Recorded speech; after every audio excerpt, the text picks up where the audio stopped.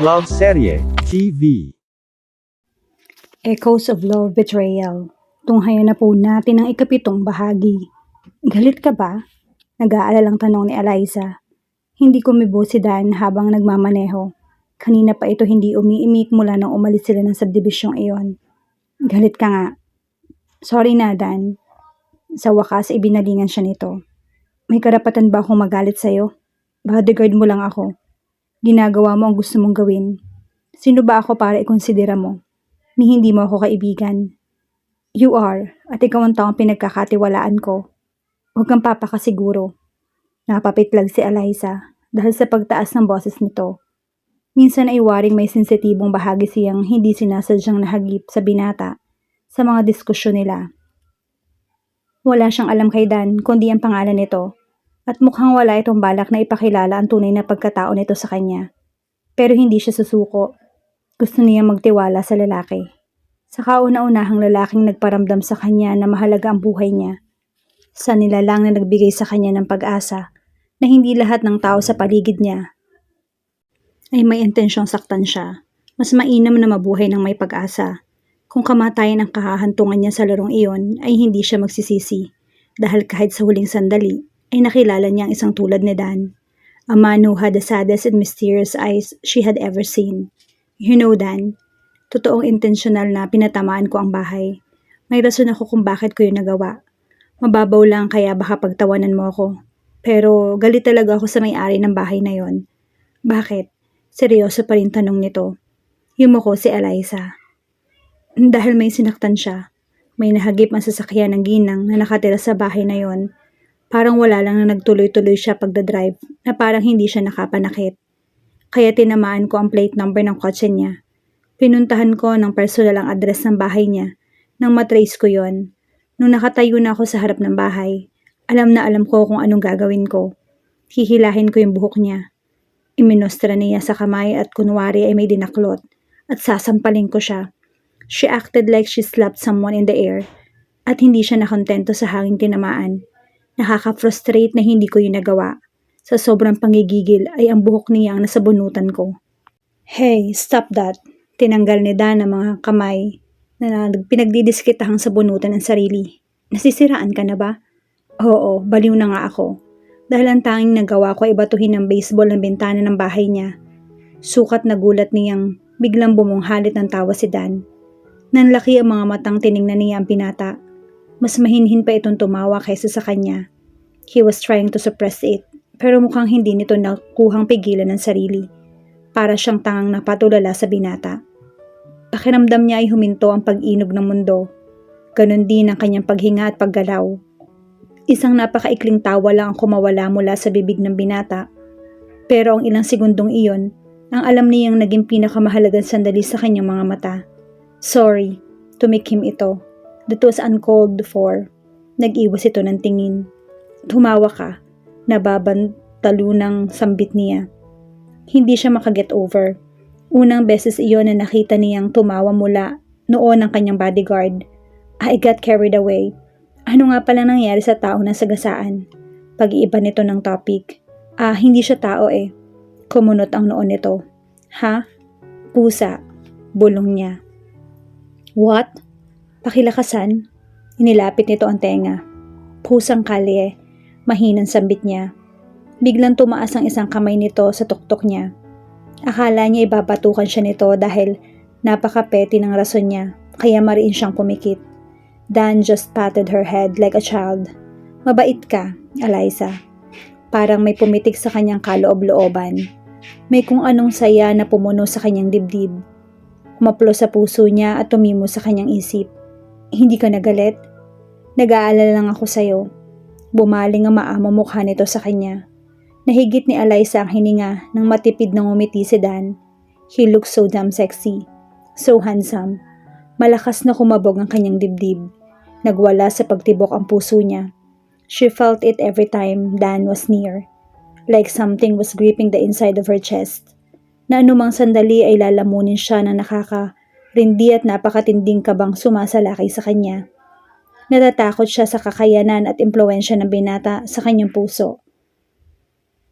Ano ang gagawin niya sakaling iwan siya ni Dan sa madilim na mundong kinalalagyan niya? She was afraid. Afraid that he would just vanish like a dream or never-ending nightmare. Sabik na bumaba si Eliza ng sasakyan. May fondness sa mga mata na nasundan lang nito ng tingin ni Sam. May ibinugang likas na yumi ang dalaga sa simpleng pagngiti nito. Gusto niyan lagi iyong nakikita sa dalaga, na paraeti itong masigla at masaya. Nana Annie, ano pong bitbit niyo? Nasa lubong nila ang matandang katulong na palabas ng gate ng mansyon. Alanganin tumingin ito sa kanila. Wala. May pinapatapon lang si senyora. Inilayo ng matanda ang bitbit na kahon. Nandyan po ba si Mama? Itinago ni Eliza sa likuran ang plastic ng canned foods. Alam ni Sam ni hindi pinapayagan ang dalaga na lumabas kapag weekends at hindi niya nagugustuhan ang pananakit na ginagawa ni Mrs. Levisterito. Kahit pa may karapatan ito bilang magulang ng dalaga, sa paraan nito ng pagdidisiplina sa anak. Kung wala sa lugar ang ginagawa ng ginang na pananakit, hindi niya iyon pwedeng palampasin. Napunan na niya na takot si Eliza sa ina. Itinatago ng dalaga ang ilang bagay, pati na ang pag-aalaga nito sa sugot ng pusa. Natigilan si Sam. Shit, kabadong sinulyapan niya ang kahon. May bahid iyon ng pulang mantsa. At ang masangsang na amoy na biglang humalo sa hangin ay natitiyak niyang nagmumula doon.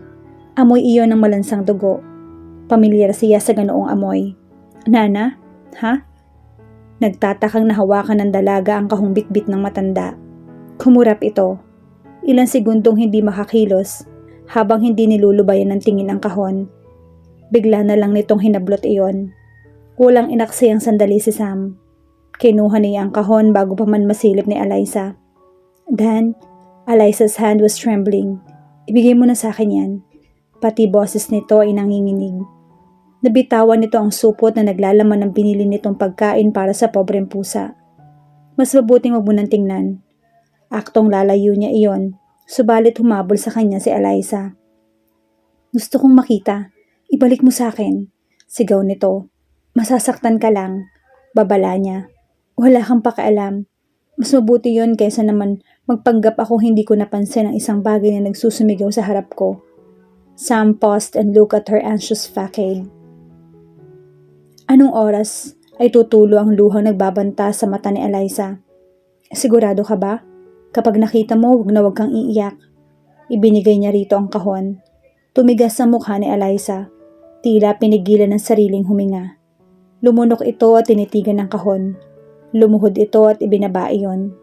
Unti-unting binuksan. Nang dalaga ang takip na nakakagat ang ibabang labi nang tumambad ang patay na hayop sa loob.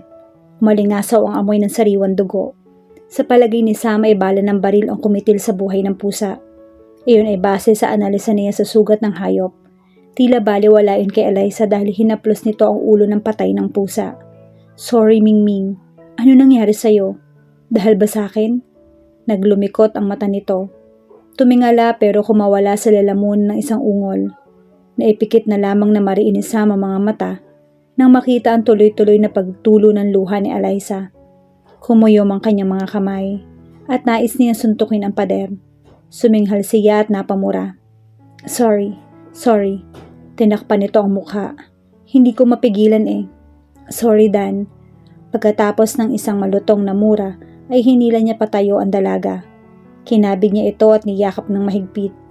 Hanggang sa maramdaman niya ang tibok ng puso nito.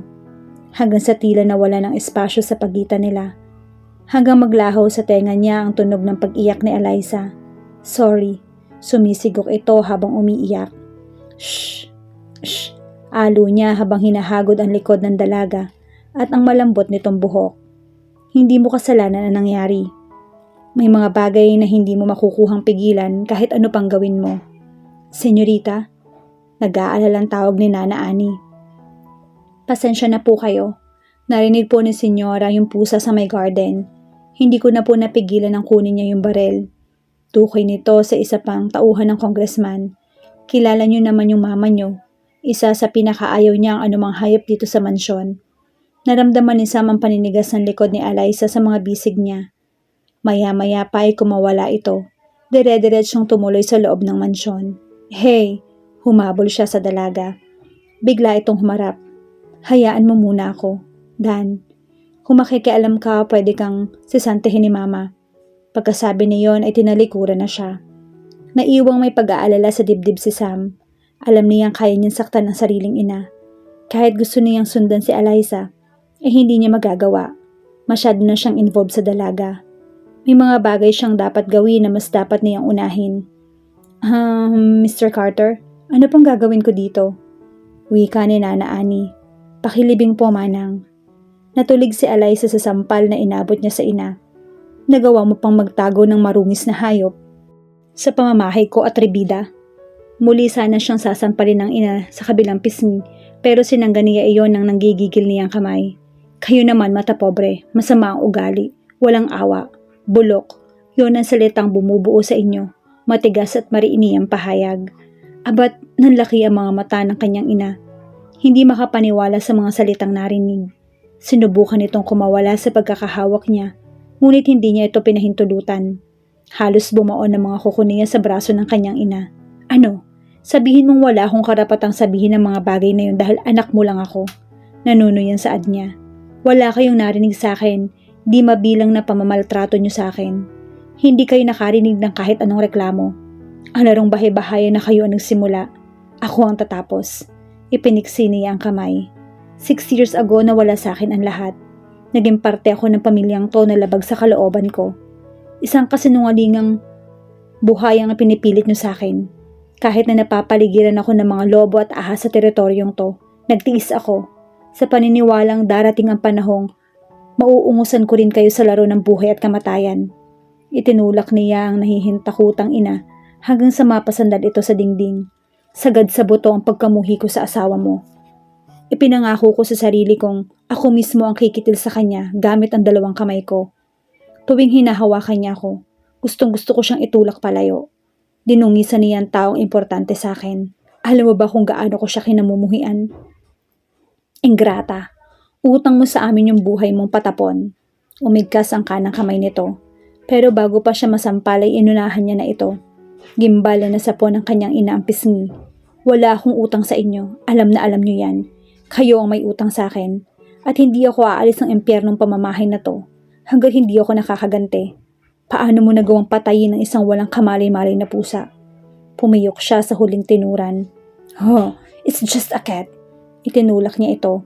Katulad ka rin ng dapat maruming hayop na yon. Ang pusang may siyam na buhay ay may daling mamatay. Subalit bakit ang isang katulad mong kay hina ay napakahirap magapi? Those foolish bodyguards weren't even enough to dispatch you. Bakit ba buhay ka pa rin hanggang ngayon? Ano bang ginagawa ng bagong bodyguard na yon, ha? Well, congratulations. He's doing his job very well. Muntik na ako mamatay sa kamay niya. Pasalamat na lang ako dahil likas akong walang tiwala sa mga tao niyo. Kinukuha niya ang loob ko. I might really die. This time, pagsisinungaling ni Eliza. Umiti ito sabay daklot sa braso niya. Mananalo kami sa larong to, Eliza. Tingnan natin kung makakatagal ka pa. Sa huli, gugustuhin mo ring kitlin ang buhay mong walang saysay. Bakit? Dahil ang mga basura ay dapat na sinusunog hanggang sa maging abo. Padarag na itinulak niya ito sa sofa at tila Reyna na naglakad palayo. Naiwan si Eliza na may luha at galit sa mukha.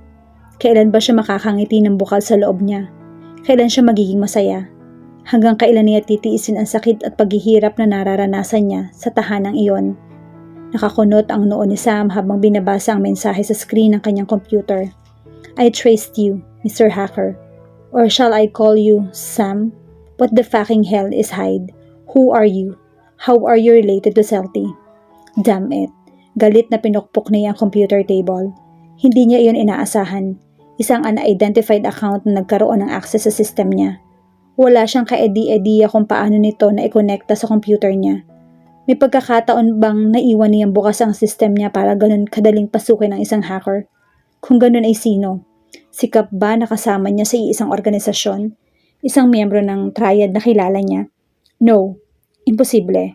Wala nakakaalam na nasa Pilipinas siya maliban kay Pau at Nitro. Kung isa iyon sa mga assassin ng Hyde, ay ipapakilala nito ang sarili sa kanya. Ang tanging ginawa ni Sam ay ang pasukin ang electronic records ng Celty. Natigilan siya. Yes, that's it, Celty. That was the time he let his guard down.